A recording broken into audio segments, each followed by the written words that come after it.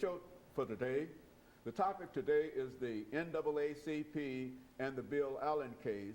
And I think for those of members of our audience who might have seen the first part of this show, that this is a two-part series with members of the National Association for the Advancement of Colored People talking about the efforts on the part of the National Association for the Advancement of Colored People to free Bill Allen from the Tennessee prison. And we have with us today, joining in that effort to free Bill Allen, Major BHill, who has played a very, very significant role in the Metropolitan Police Department.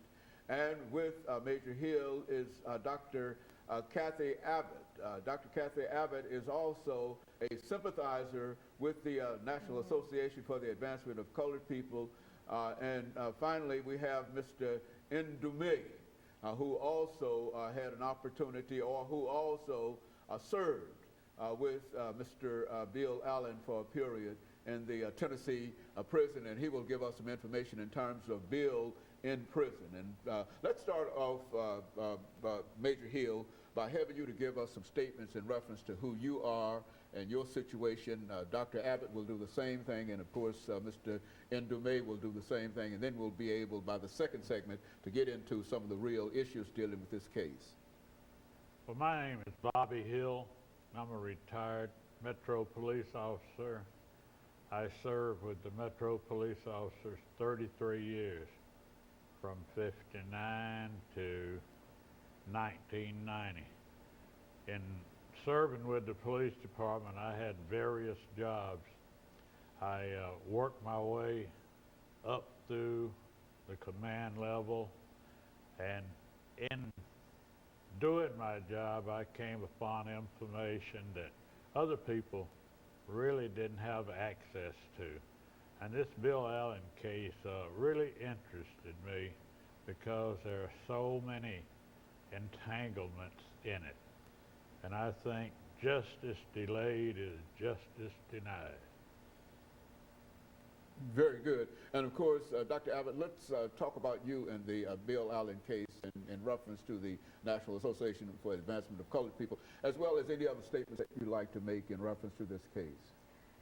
Well, I became acquainted with the Bill Allen case through our pastor, and he told me the story, and I immediately became both upset and I wanted to do something because of the injustices. I met Bill in prison, and I found that he's an extraordinary man. He is a gentleman, he's kind, he's well-spoken, and he has no resentment or anger toward the system. But he has developed his own character and understanding through the years when he has tried, through the justice system, to find some kind of a way to right the wrongs that have been done. And I've done a little bit of writing to help support the cause.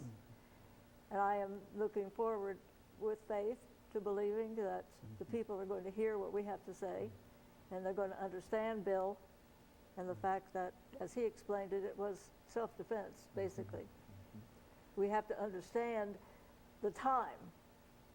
It was a time of paranoia and anger and hatred on both sides. But it was a time when things took place that we wouldn't ordinarily see today. Very good. And Mr. Ndume, what about your situation? You met Bill under different kinds of situations than the rest, many of us.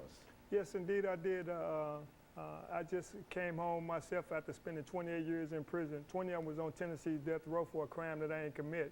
I came home June 1st of last year, and I had the pleasure of meeting Bill Allen roughly 9 years or so ago. I mean, I knew about his situation, prior to that. I think that his case is certainly an important case, and it speaks to, like the doctor said, some of the social ills that was going on at the time, and I think they're still alive and going on today. But the reality is that I would reiterate what the previous guest said about Bill Allen, also too, and the two guests I'm up here with now, that he is a person that certainly deserves his freedom.